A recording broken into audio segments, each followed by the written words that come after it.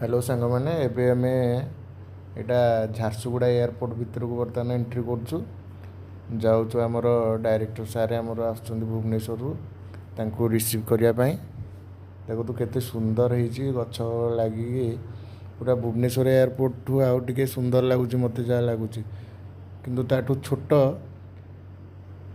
किंतु बहुत सुंदर देखा रास्तार देखिए आगू जा कौन देखा मिलूँ एटा बढ़िया गोटे सजाई रास्तार बर्तमान आम एयरपोर्ट पाखापाखि पूरा एंट्री करने जाऊँ सिक्यूरीटी कहले आगे गाड़ी पार्किंग अच्छी पार्किंग भितर गाड़ी रख। हाय हेलो जय जगन्नाथ संग मैंने आम आज पहुँचीचु आसी आमर वीर सुरेंद्र साय एयरपोर्ट झारसुगुड़ा देखु बैकग्राउंड रे केते सुंदर एयरपोर्ट होती बहुत सुंदर माने गछ पत्र लगाई भुवनेश्वर एयरपोर्ट भल लगे। भुवनेश्वर एयरपोर्ट एक्चुअली भल लगे जो रोड गुड़ा बढ़िया लगे माने ये रोड रो जो सौंदर्यकरण कराई गछ गुड़ा लगी बहुत बढ़िया लगुच गोल गोल गछ एटा कि गछ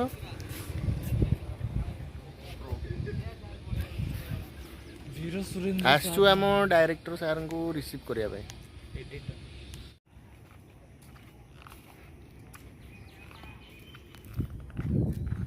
भाई यही लोक जनक आगे आगे पलाऊँ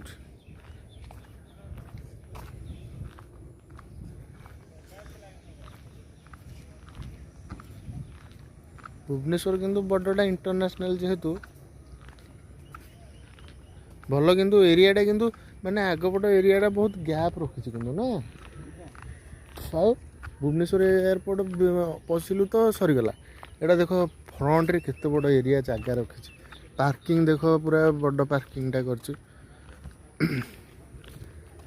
भुवनेश्वर एयरपोर्ट डायरेक्ट जीवु एयरपोर्ट भितर ही एंट्री करू एमती एत बड़ ये एरिया नहीं ता फ्रंट रे से बेसी प्रॉब्लम हो एक्चुअली से अरे स्पॉन्सरशिप देता बढ़िया लगता सामने देखो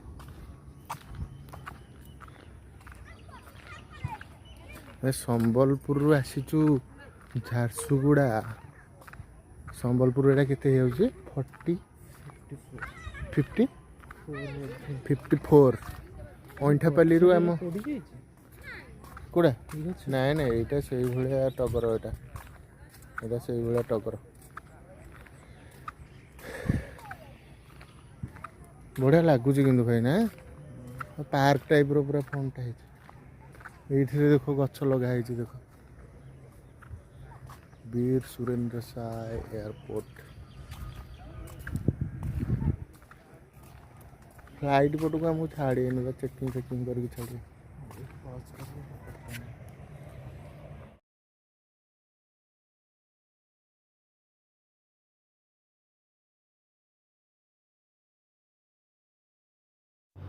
ये होचंदी वीर सुरेंद्र साय ये होचंदी आम देश आ जाति गौरव कहीं एमानंई ही आम स्वाधीनता पाइचे ब्रिटिश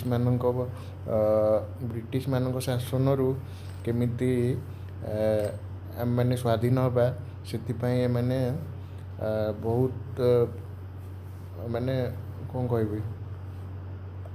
बहुत सारा स्ट्रगल कर संघर्ष आम कहीपर आंकर नाम ही यही एयरपोर्ट टी नामित होईची वीर सुरेंद्र साय जन्म 1809 मसीह रेंगाली पाखापाखि गाँ बहुत सुंदर है किंतु एयरपोर्ट एरियाटा बहुत सुंदर है कमेंट निश्चय जनइबे केमती लगुच जदि आसुँच के थे बुलिकी जातु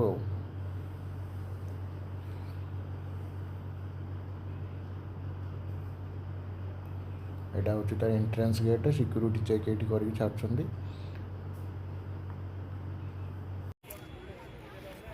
जाइन ये 4टा बेले खोला है बोधे नहीं हाँ हाँ हाँ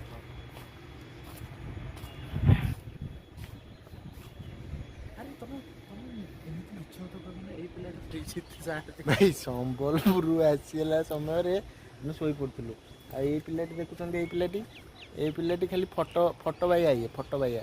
ଯେଉଁଠିକି ଗଲେ ଖାଲି ଫଟୋଟେ ଉଠେଇ ଦିଅ ମୋର। ନୂଆ ନୂଆ ଜାଗାକୁ ଗଲେ ଆଉ ଗୋଟେ ମେମୋରି ରଖିବା ପାଇଁ ଫଟୋ ଉଠେଇବାକୁ ହୁଏ। ଆଉ ସେଇଥିପାଇଁ କ'ଣ ସେଇଠି ଗଲେ ଫଟୋଟେ, ସେଇଠି ଗଲେ ସେଇଟା ଅଛି ସେଇଟା ଅଛି ସେଇଠି। ଆଉ ମୋ ଡ୍ରାଇଭର ମାମୁଁ କହିଗଲେ, ମାମୁଁ ଶୋଇଲେଣି ଗାଡ଼ିରେ। ମାମୁଁ ଖାଇତେ ଶୋଇଛନ୍ତି। ମାମୁଁ ଆସିଥାନ୍ତେ ଟିକେ ବୁଲିକି ଯାଇଥାନ୍ତେ।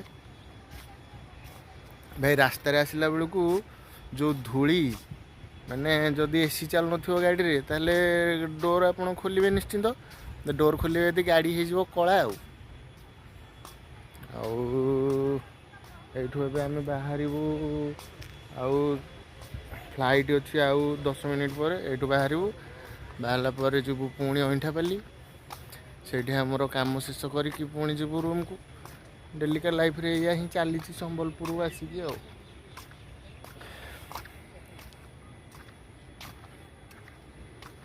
ଆଉ ଭାଇ ଏଠି ପ୍ଲାଣ୍ଟ ଏରିଆରେ ଲୋକମାନେ ଯେଉଁ ରକମ ଏଠି ରହୁଛନ୍ତି, ମାନେ ସେମାନଙ୍କୁ ମାନେ ମାନିବାକୁ ପଡ଼ିବ। ଯେଉଁ ଭଳିଆ ଡଷ୍ଟରେ ଏଠି ଲୋକମାନେ ରହୁଛନ୍ତି, ମାନେ କ'ଣ ସେଇଟା ଡଷ୍ଟ ଯୋଗୁଁ ହୁଏ, ଆଜମା ନା କ'ଣ ହୁଏ।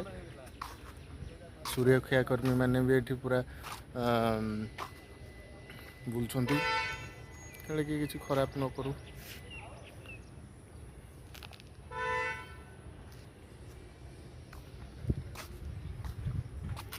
ଏଇଟା ଆମେ ଏଇ ଗାଡ଼ିରେ ଆସିଛୁ, ଏଇଟା ହେଉଛି ଏୟାରପୋର୍ଟ। ଏଇଠି ହେଉଛି ରାସ୍ତା। ସିକ୍ୟୁରିଟି ଚେକ୍ ଏଇଠି ହେଉଛି, ସିକ୍ୟୁରିଟି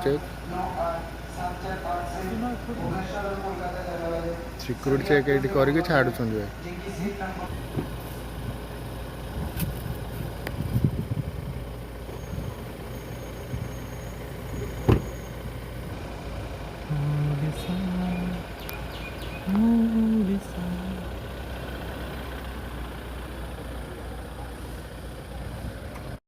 ସୋ ଆମେ ବର୍ତ୍ତମାନ ବାହାରିଲୁ ପୁଣି ଆଉଥରେ ସମ୍ବଲପୁର ଅଭିମୁଖେ। ତ ଦେଖା ହେବ ଆଉ ଗୋଟେ ବ୍ଲଗ୍ରେ। ଏଇଠି ପାର୍କିଂ ଫି ମାଗୁଛନ୍ତି। ପାର୍କିଂ ଫି ଆମର 20 ଟଙ୍କା ଥିଲା, ଟାଇମିଂ ଅନୁସାରେ ପାର୍କିଂ ଫି। ତ ଆମ ପାଖେ ଚେଞ୍ଜ ନଥିଲା। ମାମୁଁଙ୍କ ପାଖରେ ଥିଲା 100 ଟଙ୍କାଟେ, ସିଏ ଦେଲେ ତାଙ୍କୁ, ସିଏ ଦେଉଛି କଏନ୍। ନୋଟ୍ ରଖିଛୁ, ନୋଟ୍ ଦେବାକୁ ଦେଉଛି କଏନ୍।